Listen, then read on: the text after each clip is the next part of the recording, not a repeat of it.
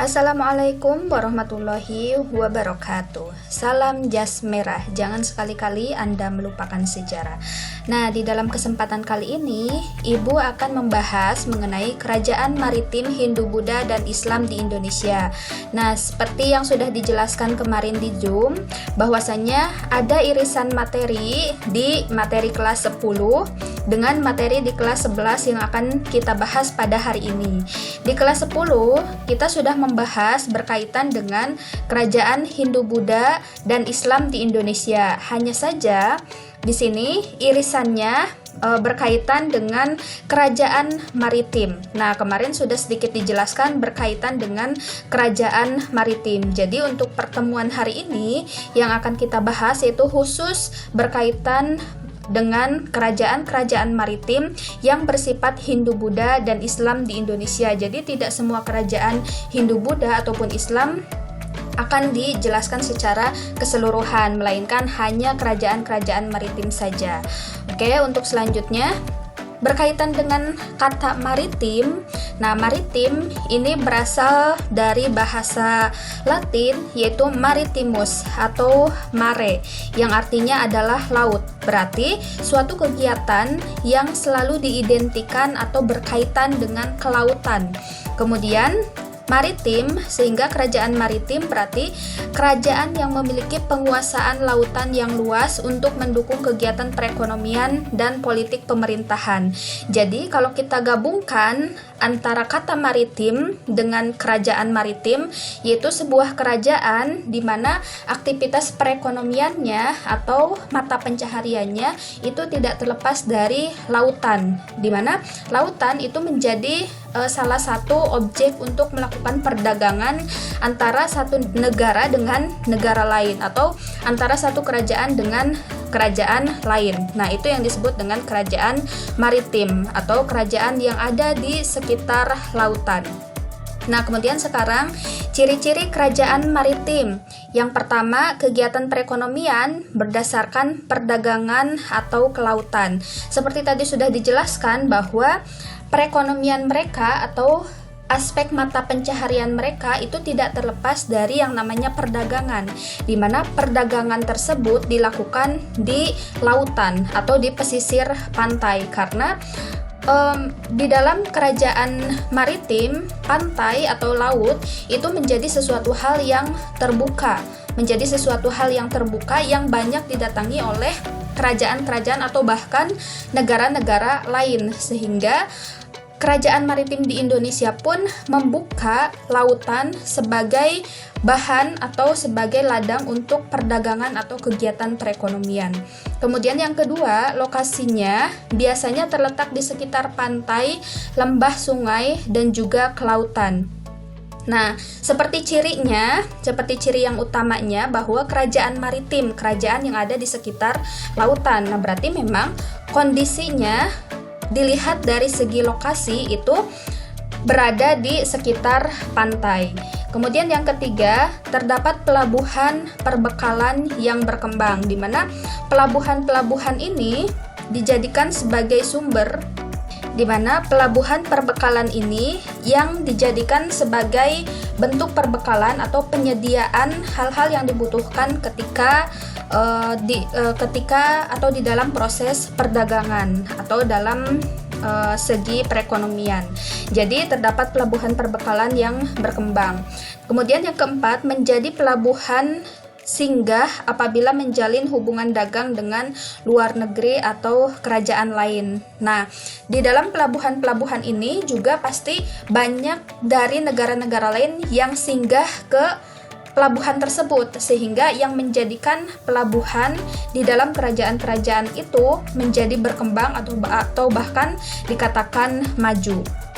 Nah, kemudian kalau dilihat dari segi faktor pendukung terbentuknya kerajaan maritim, kenapa sih bisa muncul kerajaan maritim? Misalnya contoh di Indonesia, banyak sekali kerajaan-kerajaan maritim yang bahkan berkembang, maju, dan bahkan menguasai selat-selat internasional atau yang menjadi pelabuhan-pelabuhan internasional yang ketika itu kemudian dikuasai oleh kerajaan-kerajaan maritim di Indonesia. Nah, kenapa bisa muncul gitu, bisa terbentuk kerajaan maritim? maritim. Yang pertama, Kepulauan Nusantara terletak dalam jalur perdagangan antara dua pusat perdagangan internasional, yaitu India dan Tiongkok. Jadi memang sejak awal abad Masehi juga ternyata orang-orang India dan juga orang-orang Tiongkok, atau bisa juga dikatakan dengan orang-orang Cina, mereka itu sudah melakukan pelayaran, mereka sudah melakukan perdagangan. Bahkan banyak bukti-bukti dari kerajaan-kerajaan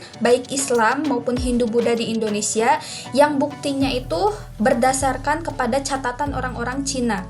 Jadi memang orang-orang Cina ketika melakukan pelayaran atau perjalanan ke beberapa negara, hal-hal yang unik yang mereka temui itu dituliskan oleh mereka, sehingga kemudian nanti oleh mereka itu disimpan dan akan menjadi sumber sejarah. Kalau misalkan kalian baca di dalam sumber-sumber sejarah seperti Kerajaan Sriwijaya, kemudian Kerajaan Majapahit, Singosari, dan lain sebagainya, itu ada sumber dari dinasti Tang, kemudian sumber dari tulisan Pahien, dan lain sebagainya. Nah, berarti kan di dalam perjalanan mereka, bahwa perjalanan itu bukan sesuatu hal perjalanan yang biasa saja gitu, tapi menurut mereka perjalanan itu sangat penting sehingga sangat perlu untuk dituliskan, sehingga menjadi bukti bahwa mereka itu sudah melakukan pengelilingan terhadap dunia. Nah, jadi ternyata orang-orang India dan juga Tiongkok itu sudah sering mondar-mandir ke pelabuhan-pelabuhan internasional yang ada di Indonesia. Kemudian kita sebelum ke yang kedua, kita lihat dulu peta Indonesia. Nah, memang kalau kita lihat di sini peta Indonesia yang terdiri dari beribu-ribu pulau ini terdiri dari lautan yang sangat luas. Bahkan daratan Indonesia itu lebih kecil dibandingkan dengan lautannya. Makanya tidak heran kalau misalkan di sini dikatakan bahwa Nusantara atau Indonesia saat ini atau bahkan zaman dulu juga terletak dalam jalur perdagangan antara dua pusat perdagangan internasional. Nah, di sini contohnya jalur pusat perdagangan internasional. Nah, ini bisa dikatakan jalur perdagangan internasional yang disebut dengan Selat Malaka. Kemudian di sini ada Selat Sunda. Nah, Selat Sunda ini juga dijadikan sebagai pusat perdagangan atau jalur perdagangan internasional. Nah, karena ini terdiri dari beberapa jalur perdagangan internasional, sehingga tidak heran kalau di Indonesia atau di Nusantara ketika itu muncul kerajaan-kerajaan yang berbentuk maritim atau yang bersifat kelautan yang ada di sekitar pantai, di mana mata pencaharian utamanya yaitu berdagang. Nah, yang kedua, faktor pendukungnya adalah Selat Malaka menjadi gerbang utama yang menghubungkan pedagang-pedagang Tiongkok dan India yang berlayar melalui bandar-bandar penting di sekitar wilayah tersebut. Nah, kita lihat peta lagi. Selat Malaka tadi sudah disebutkan, ini Selat Malaka. Nah, kalau kalian lihat peta dunia, wilayah India itu kan ada di sebelah sini nih. Wilayah India itu ada di sebelah sini, kemudian Cina itu ada di atas. Nah, jadi para pedagang Cina dan juga para pedagang dari India, mereka itu akan berlayar dan melalui Selat Malaka ini. Nah, kenapa melalui Selat Malaka? Karena memang sejak zaman dahulunya Selat Malaka ini sudah ramai gitu, sehingga mereka juga pasti akan melalui jalur-jalur ini untuk apa ya? Untuk keuntungan dari perdagangan mereka, karena mereka juga datang ke Nusantara itu dengan membawa perdagangan-perdagangan yang akan diperjualbelikan, sehingga tidak heran kalau mereka akan tiba di wilayah Selat Malaka. Kemudian yang ketiga, komoditas penting yang diperdagangkan yaitu kayu manis, cengkih, dan juga pala. Nah, sekarang inilah yang menjadi salah satu faktor pendukung yang sangat penting di Indonesia, karena memang komoditas seperti misalnya kayu manis, cengkih, dan juga pala. Nah, kalian bisa lihat gambar-gambarnya di sini, ada cengkih, kemudian ada kayu manis, ada juga pala. Nah, ini banyak sekali tumbuh dan dihasilkan oleh masyarakat Indonesia. Nah, kenapa kemudian bisa diperdagangkan? Ya berarti kerajaan-kerajaan tersebut memanfaatkan sumber daya alam yang dihasilkan dari alam-alam Indonesia, sehingga kemudian bisa laku di pasaran internasional. Oke, untuk selanjutnya sekarang kita ke Kerajaan Kutai, karena Kerajaan Kutai ini merupakan salah satu kerajaan yang dikatakan sebagai kerajaan maritim atau kerajaan yang dalam mata pencahariannya itu mengandalkan lautan. Nah, Kerajaan Kutai kalau kita lihat di peta ini merupakan peta Kalimantan ya, di mana Kutai ini ada di wilayah Kalimantan bagian timur. Kerajaan Kutai terletak di hulu Sungai Mahakam, Kalimantan Timur. Nah, seperti tadi dijelaskan sebelumnya, bahwasanya yang dinamakan dengan kerajaan maritim yaitu kerajaan yang ada di sekitar pantai ataupun yang terletak di hulu sungai. Nah, berarti Kutai ini memanfaatkan Sungai Mahakam itu sebagai jalur perdagangan yang sangat penting ketika itu. Kemudian berdiri pada abad keempat dan menjadi kerajaan Hindu pertama di Nusantara. Nah, inilah kerajaan Kutai ini. Kenapa dikatakan kerajaan pertama? Karena memang dari sekian banyak kerajaan yang memiliki bukti-bukti kuat bahwa kerajaan tersebut sudah berdiri, yaitu hanya kerajaan Kutai. Bahkan dengan adanya kerajaan Kutai ini membuka informasi bahwa masyarakat Indonesia atau masyarakat di Nusantara ketika itu sudah mulai mengenal tulisan. Jadi sebetulnya sebelum ditemukan bukti-bukti dari kerajaan Kutai, Indonesia atau Nusantara itu masih dikatakan sebagai zaman prasejarah. Yang tandanya, yang dimaksud dengan zaman prasejarah itu adalah zaman yang belum mengenal tulisan.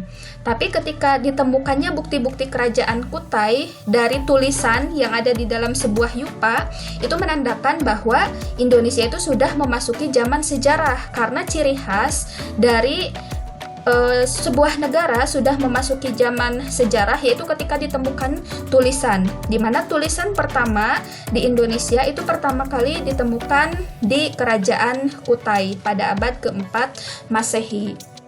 Nah, untuk tulisannya itu adalah tulisan dengan menggunakan huruf Palawa dan bahasa Sansekerta. Kalau kita lihat, ternyata huruf Palawa dan bahasa Sansekerta ini adalah huruf dan bahasa yang berasal dari India. Nah, sebetulnya berarti secara tidak langsung India itu sudah mengenalkan kita terhadap peradaban yang sesungguhnya gitu, terhadap sejarah yang sesungguhnya gitu. Jadi kita harus berterima kasih terhadap India karena sudah memperkenalkan tulisan sehingga membuka cakrawala masyarakat Indonesia untuk mengenal tulisan.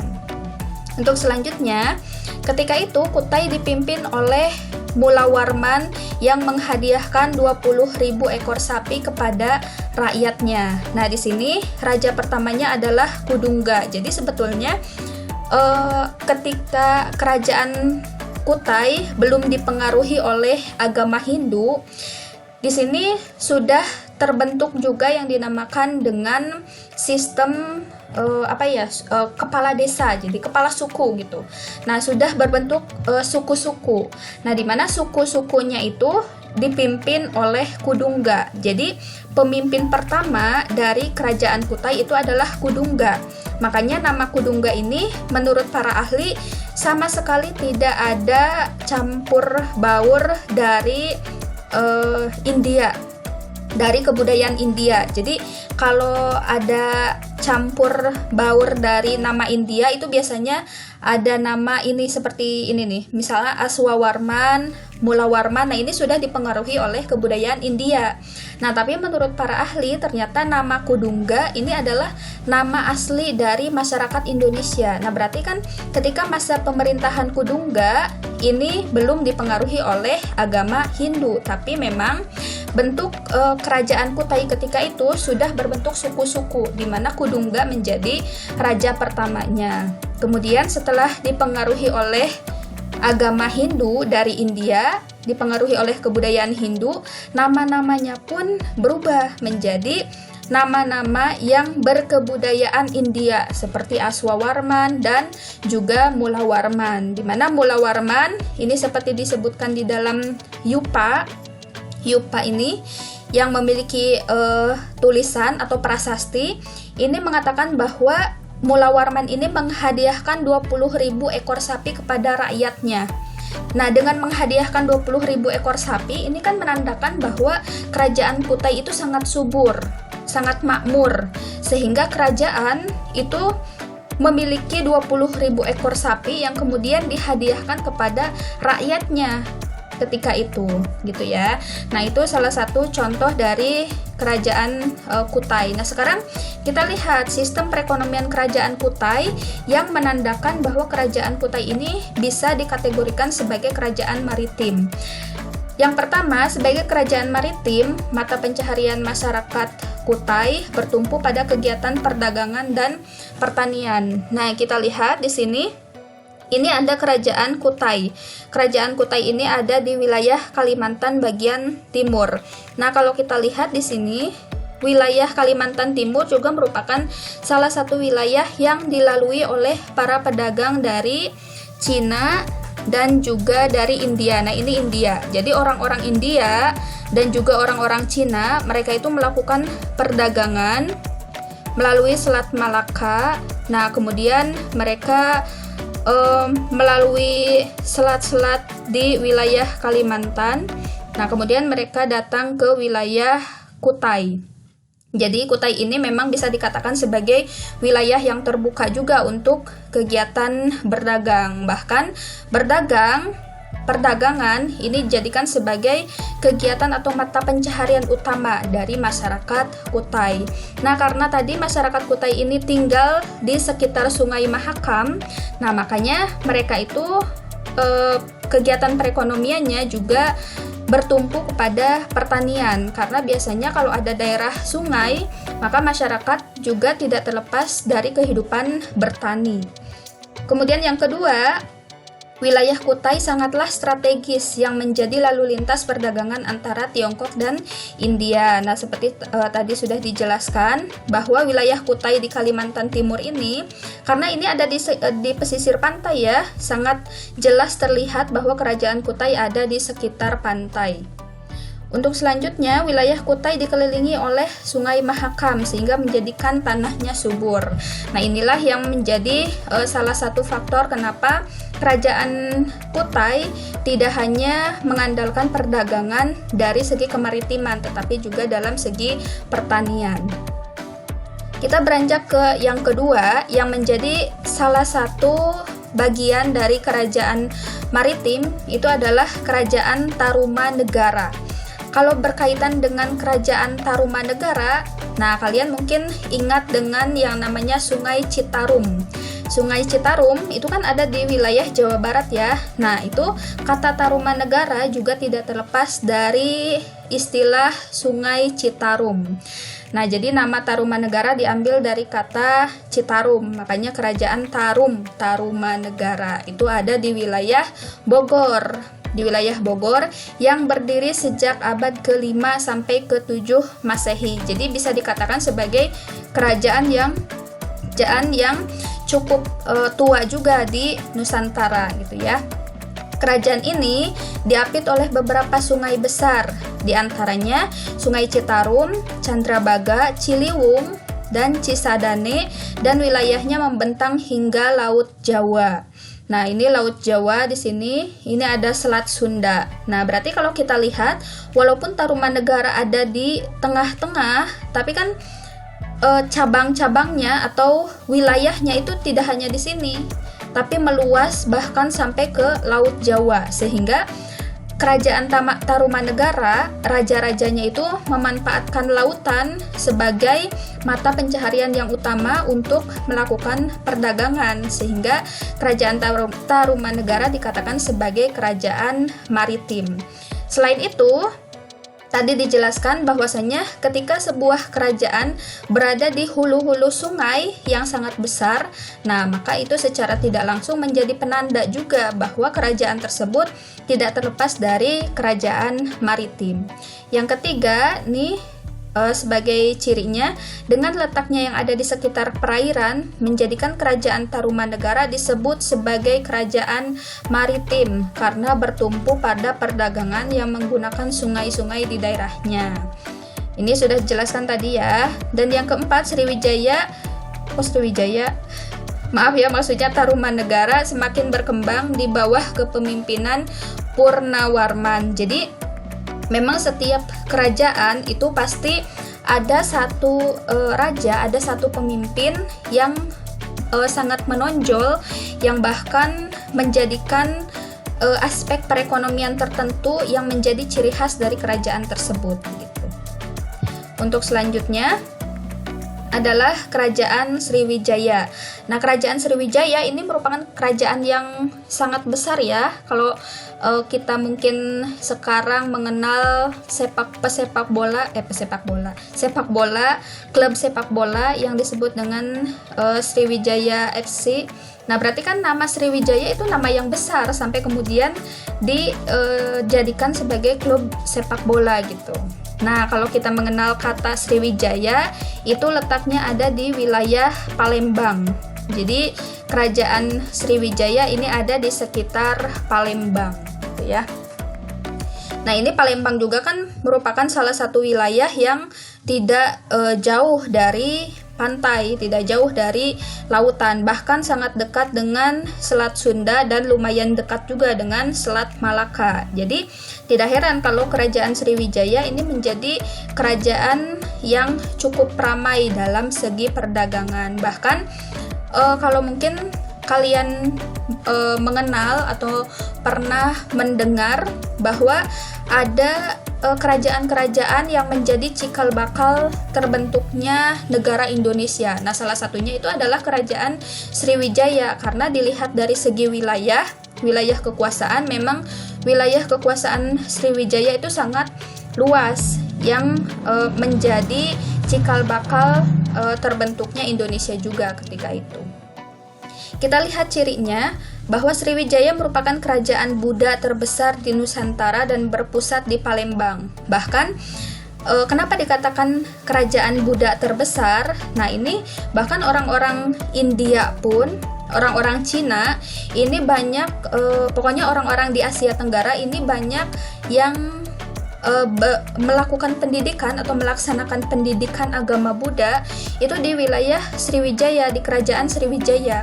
Bahkan kerajaan Sriwijaya dikatakan sebagai kerajaan dengan pusat pengajaran agama Buddha terbesar di wilayah Asia, gitu ya. Nah, berarti kan sejak zaman dahulu pun kerajaan Sriwijaya ini sudah dikenal oleh mancanegara gitu, sudah dikenal oleh dunia.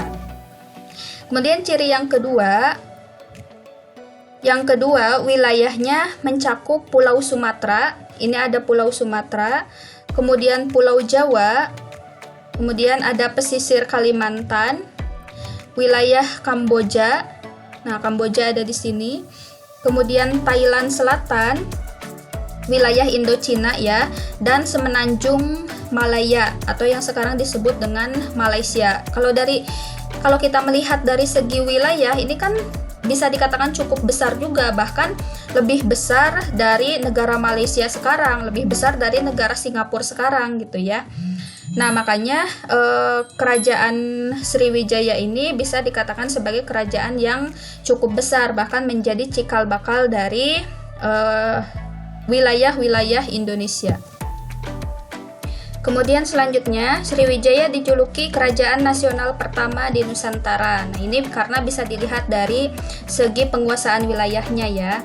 Kemudian yang keempat, Sriwijaya dikenal bangsa asing dengan sebutan Silifosi atau Sanposi. Jadi, kalau kalian melihat atau menemukan sumber-sumber mengenai kerajaan Sriwijaya dari negara-negara lain, mungkin tidak akan dikatakan kerajaan Sriwijaya gitu, karena terdapat perbedaan penyebutan. Salah satunya penyebutan oleh orang-orang dari Tiongkok atau Cina, kemudian dari orang-orang Asia Tenggara atau daerah-daerah Indochina, itu penyebutannya tidak kerajaan Sriwijaya melainkan Silifosi atau Sanfosi. Kemudian untuk menjaga eksistensinya, Sriwijaya menerapkan beberapa peraturan seperti yang tercantum dalam Prasasti Telaga Batu dan Prasasti Kota Kapur yang berisi kutukan untuk yang melanggar perintah raja. Nah, inilah yang menjadi kerajaan Sriwijaya itu menjadi kerajaan yang aman, menjadi kerajaan yang tentram, karena bagi orang-orang yang melanggar atau bagi orang-orang yang melakukan penyelewengan terhadap aturan-aturan yang dikeluarkan oleh raja, maka tidak terlepas dari yang namanya tidak terlepas dari yang namanya hukuman yang diberlakukan oleh kerajaan tersebut. Selanjutnya, untuk faktor penyebab kenapa kerajaan Sriwijaya ini bisa dikatakan sebagai kerajaan maritim, karena yang pertama seperti sama dengan kerajaan-kerajaan lain karena letaknya yang strategis, yaitu ada di jalur perdagangan antara India dan Tiongkok. Ini masih ya, jadi yang menjadi peramai atau yang banyak datang, yang banyak mengunjungi pelabuhan-pelabuhan internasional ketika itu memang tidak lain adalah para pedagang dari India dan juga para pedagang dari Tiongkok begitu. Kemudian menguasai jalur perdagangan seperti Selat Malaka, Selat Sunda, dan Semenanjung Melayu. Kita lihat juga petanya. Nah, tadi karena wilayah Sriwijaya ini ada di wilayah yang strategis, sehingga sangat mudah apalagi ketika raja-raja dari kerajaan Sriwijaya ini menerapkan aturan yang sangat ketat, bahkan dalam segi perluasan wilayah, dalam segi penguasaan pelabuhan juga ini sangat ketat, bahkan sangat mudah untuk menguasai Selat Sunda, sangat mudah untuk menguasai Selat Malaka, atau bahkan wilayah-wilayah yang ada di Semenanjung Melayu gitu ya. Hasil buminya seperti emas, perak, dan rempah-rempah yang menjadi komoditas utama dalam perdagangan antar bangsa. Jadi biasanya untuk kerajaan-kerajaan maritim, bahan-bahan yang diperdagangkan itu adalah bahan-bahan yang memang dibutuhkan oleh para pedagang internasional, sehingga ketika orang-orang yang berasal dari negara lain membutuhkan barang-barang tersebut, ya maka secara otomatis pasti akan datang ke kerajaan Sriwijaya karena memang mereka menyediakan bahan-bahan tersebut untuk diperjualbelikan. Yang keempat, kerajaan Sriwijaya adalah kerajaan maritim dengan armada laut yang kuat dan tentaranya yang terlatih serta banyak melakukan kerjasama dengan kerajaan lain. Nah, ini sudah pasti ya, karena memang kerajaan Sriwijaya ini kan tadi dikatakan sebagai kerajaan yang sangat tertib, kemudian dikatakan sebagai kerajaan yang sangat sangat kuat karena dipegang atau dikendalikan oleh raja-raja yang kuat ketika itu. Makanya sebagai salah satu untuk menjaga keamanan wilayahnya, ini kerajaan Sriwijaya memiliki armada laut yang kuat. Dengan armada laut yang kuat itu kan berarti bisa mengendalikan bisa mengendalikan perekonomian atau mata pencaharian dalam segi perdagangan menjadi lebih aman. Yang kelima, pendapatan melimpah dari upeti kerajaan yang ditaklukkan. Nah, biasanya untuk kerajaan-kerajaan di masa lampau, mereka itu akan melakukan penaklukan ke kerajaan-kerajaan lain. Misalkan Sriwijaya itu menaklukkan kerajaan-kerajaan kecil yang ada di sekitarnya. Nah, kerajaan-kerajaan kecil itulah yang kemudian nanti akan menjadi kerajaan pasal atau kerajaan bagian. Nah, makanya ini juga yang menjadi ciri kenapa kerajaan yang ada di Palembang itu wilayahnya sampai ke Thailand, wilayahnya sampai ke Malaysia dan lain sebagainya.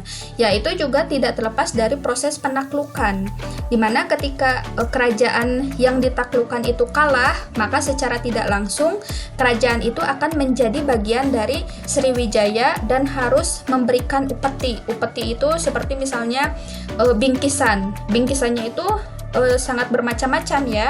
Bisa bingkisan dalam bentuk emas, perak, ataupun lain-lain sebagainya. Dan selanjutnya adalah Kerajaan Singosari. Kerajaan Singosari ini merupakan salah satu kerajaan yang ada di Jawa ya, yang ada di Jawa Timur. Jadi setelah tadi kita mengenal kerajaan di wilayah Sumatera, kemudian di wilayah Sunda, nah sekarang di wilayah Jawa, yaitu ada di Jawa Timur dengan raja pertamanya yaitu Ken Arok. Nah, kalau kalian melihat atau pernah mendengar kisah mengenai Ken Arok, itu kan perebutan kerajaan Singosari itu memang bisa dikatakan sangat tidak manusiawi gitu ya, karena dengan terlebih dahulu merebut istri dari penguasa kerajaan sebelumnya yang disebut dengan kerajaan Tumapel, yaitu yang dipimpin ketika itu oleh Tunggul Ametung. Kemudian yang memiliki istri bernama Ken Dedes. Nah, Ken Dedes itulah yang kemudian diambil oleh Ken Arok gitu ya. Jadi memang dari pertama kali mengambil kerajaan Tumapel kemudian menggantinya menjadi kerajaan Singosari, ini banyak sekali kisah-kisah dramatis. Jadi silahkan kalian kalau ingin membaca lebih lanjut bisa dibaca di kitab Pararaton. Di sana dijelaskan mengenai kisah percintaan Ken Arok, kemudian Ken Dedes, dan melawan Tunggul Ametung sebagai suami pertama dari Ken Dedes.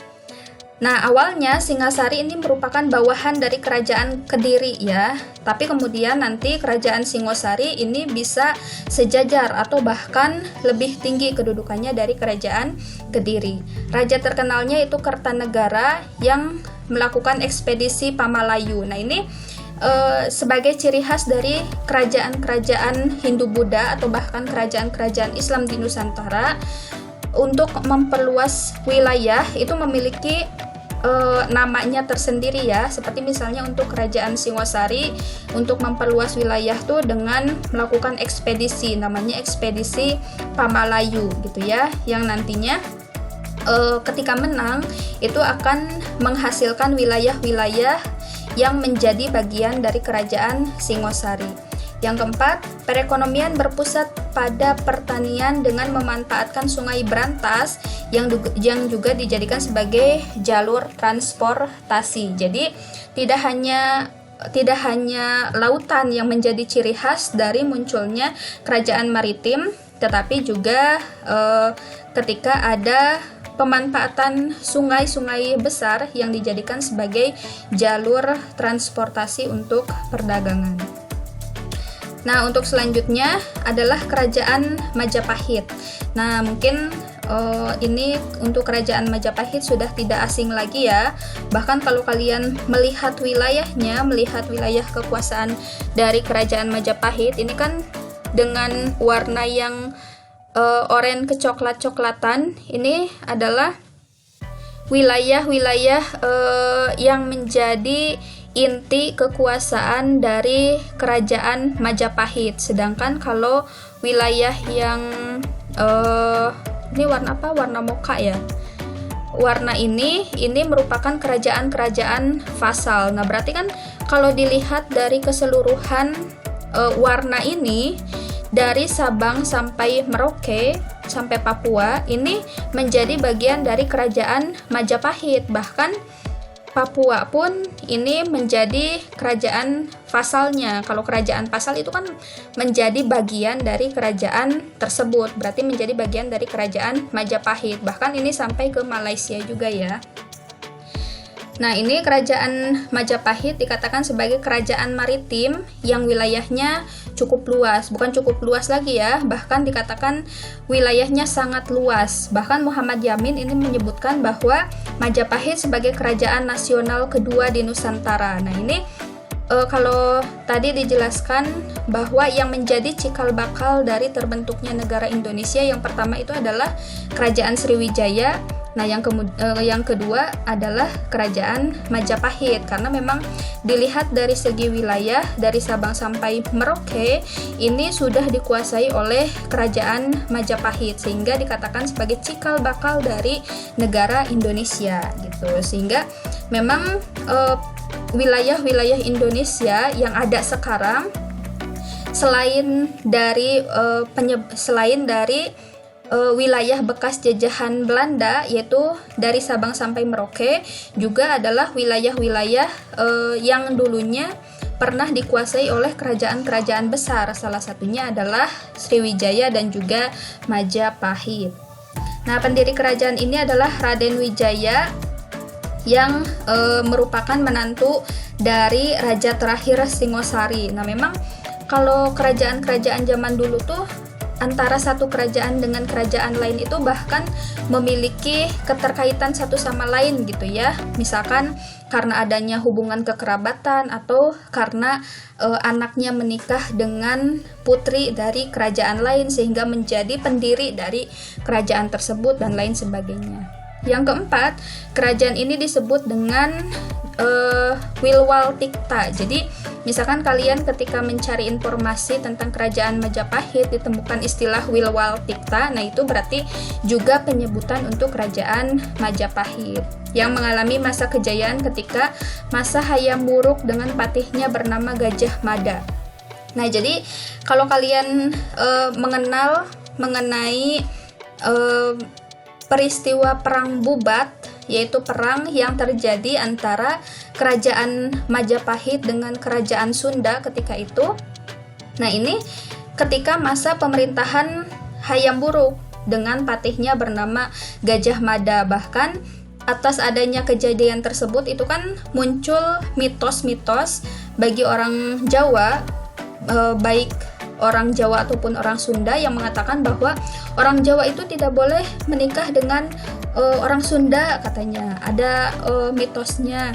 Nah, istilah-istilah seperti itu yang memang diwariskan dari orang-orang sejak zaman dahulu gitu. Salah satunya karena adanya perang Bubat ketika itu. Ternyata Gajah Mada sebagai patih dari kerajaan Majapahit di masa pemerintahan Hayam Wuruk ini memiliki salah satu sumpah, namanya itu adalah Sumpah Palapa, di mana isi dari Sumpah Palapa itu adalah ingin menyatukan wilayah-wilayah yang ada di Nusantara. Tapi ketika itu yang memang belum ditaklukkan salah satunya adalah kerajaan Sunda. Makanya dilakukanlah pernikahan politik antara kerajaan Majapahit dengan putri dari kerajaan Sunda. Makanya terjadilah yang dinamakan dengan Perang Bubat. Silakan kalian kalau ingin memperdalam boleh dibaca berkaitan dengan Perang Bubat ya.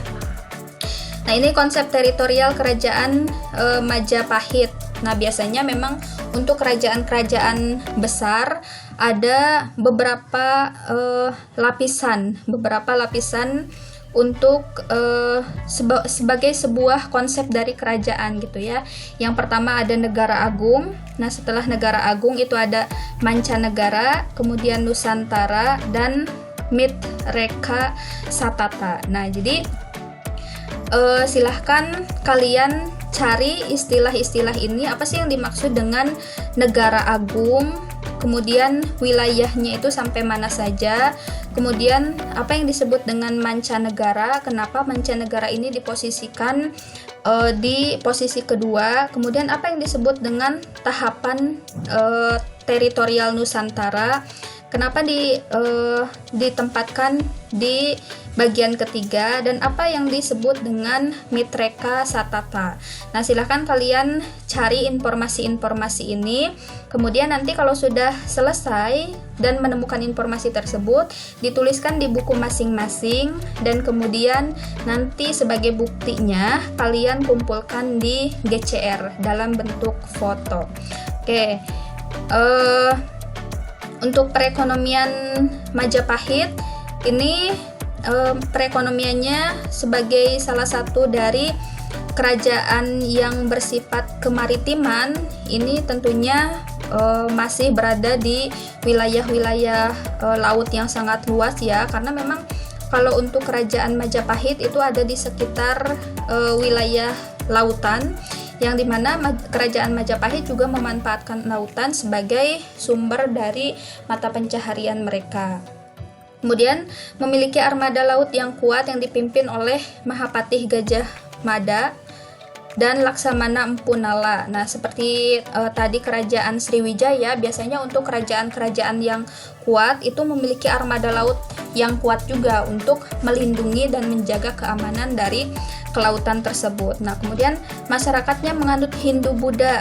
Nah, ini bahkan tidak hanya agama Hindu saja, tidak hanya agama Buddha saja, melainkan dua agama itu ada di kerajaan Majapahit. Ini kan berarti menandakan bahwa di kerajaan Majapahit itu menunjukkan adanya toleransi yang sangat tinggi, sehingga agama Hindu dan Buddha itu bisa berkembang berbarengan di dalam kerajaan tersebut. Ini bahkan muncul semboyan Bhinneka Tunggal Ika Tanahana Dharma Mangrua yang ada di dalam kitab Sutasoma, yang bahkan ini juga digunakan dalam